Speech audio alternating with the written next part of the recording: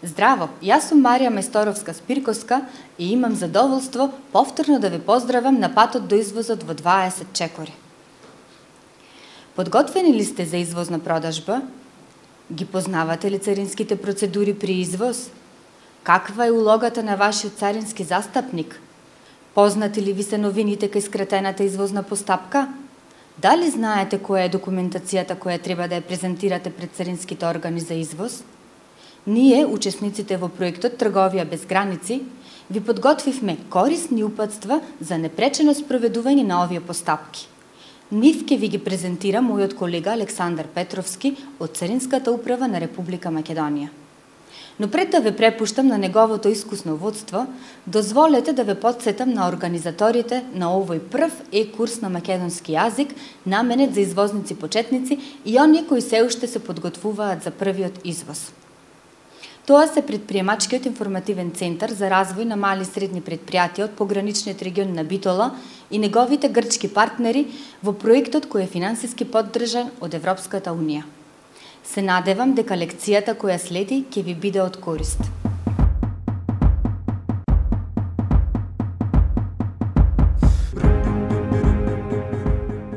Почитувани, во оваа лекција ќе разговараме и ќе обработиме царинските поставки при извоз. Согласно член 4, став 19 од Царинскиот закон, царинско дозволено постапување или употреба на стока е едно од следните: пуштање на стока во слободен промет, транзит, царинско складирање, увоз за благородување, преработка под царинска контрола, привремен увоз, извоз за благородување и на крај извоз. Денес ќе ги обработиме следните 4 тематики: законски и подзаконски акти кои го регулираат извозното и воопшто царинското работење, учесници во царинската постапка на извоз, извоз во редовна и извоз во поедноставена постапка и документите кои што се потребуваат во постапката на извозно царинење. Како основен закон во делот на царинското работење е Царинскиот закон. Тој се состои од повеќе членови кои што на почеток ги дефинираат основните поими во царинското работење, а потоа навлегуваат во поединечни области на царинското работење и на крај завршуваат со казнените прописи во делот на царинското работење. Вториот закон по значење во делот на царинското работење е Законот за царинска тарифа. Законот за царинска тарифа е потполно во согласност со хармонизираниот систем на Светската царинска организација и со комбинираната номенклатура на Европската унија. Трет закон кој што вреди да се спомене во делот на извозното работење е Законот за царинска управа. Со овој закон се регулира комплетната организација и работа на царинскиот орган, односно на Царинската управа на Република Македонија, со сите своји оделенија, сектори, царинарници и царински испостави. Четврт закон кој допира во извозно-царинското работење е Законот за акцизи. Многу делови од овој закон се поврзани директно со извозот на стоки кои што подлежат на плаќање на акцизи во домашниот промет и при увоз. Согласно тоа се спроведуваат истите прописи и во извозните постапки. Друг закон кој што го тангира извозното царинско работење е Законот за интелектуална собственост, кој што ги регулира сите права по основ на интелектуална собственост и нивната заштита.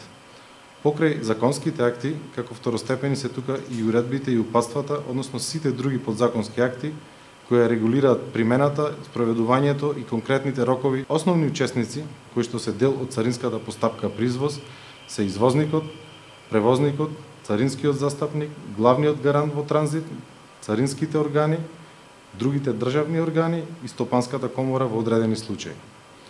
Извозникот е основниот учесник во извозно-царинската постапка, кој што во некои моменти е испраќач, а во одредени случаи не е исто што е испраќач. Што значи тоа? Извозникот е испраќач во случај кога тој ја спрема пратката и производител ја испорачува за понатамошна испорака. Во случај кога извозникот е само нарачател на пратката, имаме друг испраќач, односно производител кој што ја спрема за испорака. Вториот учесник во царинската постапка е превозникот. Превозникот во исто време може да биде организатор на транспорт или да биде само учесник, односно дел од синџирот на транспорт.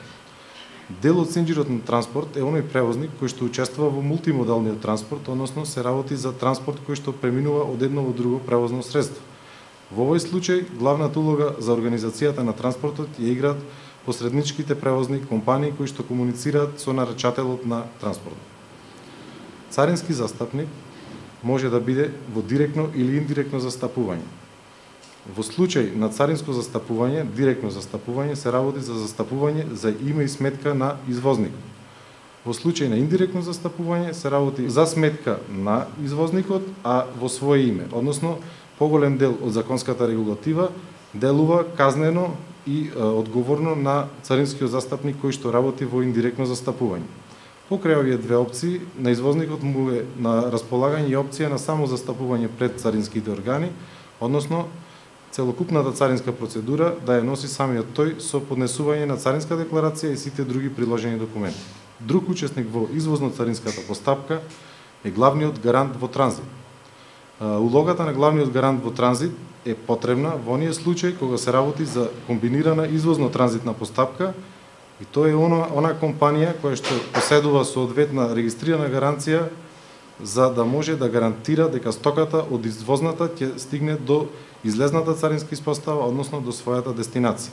Ова се разбира во случај на стока која што е со повисок ризик, односно се работи за голем дел од акцизните стоки.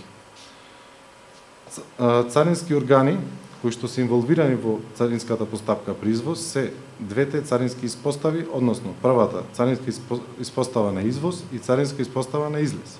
Вообичаено е царинската испостава на извоз да биде во внатрешноста, а царинската испостава на излез да е на онаа точка каде што стоката го напушта царинското подрачје на Република Македонија.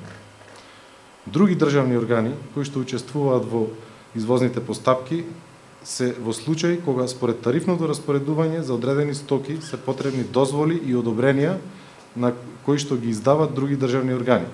Тие дозволи и одобренија може да бидат и количински ограничени и ограничени по други основи. Покрај ова има чести случаи кога и Стопанската комора со издавањето на сертификатите за потекло е учесник во извозно-царинската постапка. Во третиот дел од оваа лекција ќе зборуваме за извозот во редовна постапка и извозот во поедноставена постапка. Извозот во редовна постапка се одвива на царинскиот терминал, односно во редовниот работен простор на царинските испостави на извоз. Истиот започнува со поднесување на царинска декларација пред царинските органи и ставање на стоката која што ќе се извезува на увид. Потоа се споредуваат стоката со документите и доколку има потреба, истата се прегледува во детал. Втора постапка, која што е исто така битна при извоз, е извозот во поедноставена постапка. Извозот во поедноставена постапка се врши од страна на иматели на одобренија кои што поседуваат одобрение за поедноставена постапка при извоз. Истите го поседуваат врз основ на претходно барање до царинската управа за своите потреби кои што налагаат да побараат таков вид на одобрение. Овој вид на одобрение генерално се издава и е потребно во случај на масовен извоз, на извоз кој што е поедноставен и се повторува повеќе пати за ист вид на сток. Со цел наманување на гужвите на царинските терминали, потребно е одредени постапки да се поедностават, односно да се спроведат од страна на самите царински застапници или иматели на одобрение. Истата суштина, истата цел, но направена на два различни начини. Логистичките предности генерално се на страната на извозот во поедноставена постапка поради скратување на времето и скратување на транспортната рута. Во четвртиот дел ќе зборуваме за документите кои што се употребуваат во постапката на извоз и извозно царинење. Основниот документ, како и секаде, е фактурата. Покрај фактурата, во одредени случаи се употребува и профактура, која што генерално се користи во случај кога стоката не се плаќа, односно се испраќа како мостра до странскиот примач.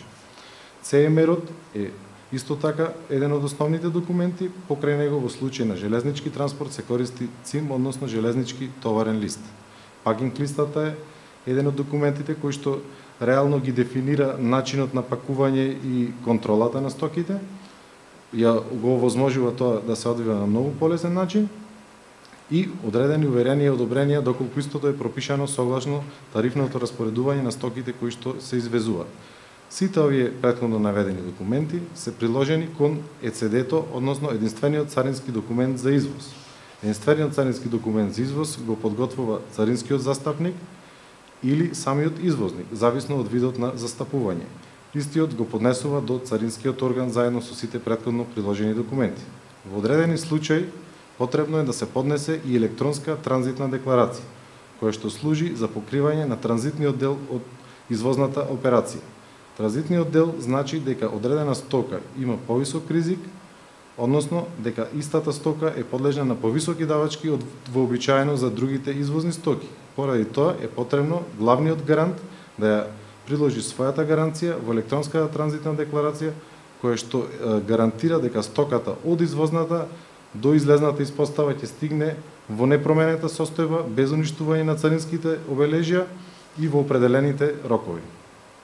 Покрај ова, во одредени случаи, кај извозот на акцизни стоки, односно кај оние производители кои што поседуваат акцизни складови, се користи и акцизен документ при извоз. Истиот служи за допрема на стоката од акцизниот склад, кој што се поседува со посебно одобрение, до царинската испостава на извоз. Тука неговата функција завршува и започнува редовната извозна поставка. Се користат и уверението за движење Е-уреден, кој што ќе биде посебно офатено во друга лекција во овој курс, и сертификатот за потекло на стока, кој што е за сосема друга намена од уверението за движење. Односно, нивните диференцијации ќе бидат детално офатени во делот за потекло. За повеќе информации, прегледајте ја нашата електронска библиотека и другите лекции кои што се поврзани за одделни подтеми по овие прашања. Благодарам.